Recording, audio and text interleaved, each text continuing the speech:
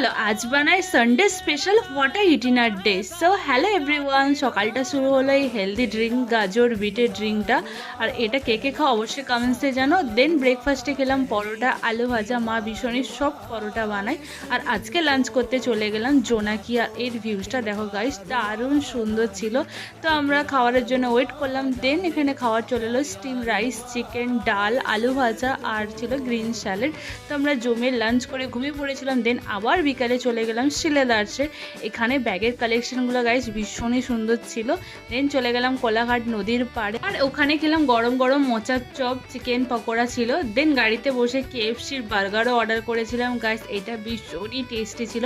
আর আজকে red ভেলভেটের cake খুব ক্রেভিংও হচ্ছিল, তো ওটাও খেলাম। তোমরা কে কে খেতে ভালোবাসো রেড ভেলভেট অবশ্যই কমেন্টসে জানো। দেন ওটা খেয়েই আমরা বাড়ির দিকে চলে গেলাম। আর তোমাদের ভিডিওটা কেমন লাগলো অবশ্যই কমেন্টসে জানো। তো আজকের মতো টাটা, দেখা হচ্ছে নেক্সট ব্লগ।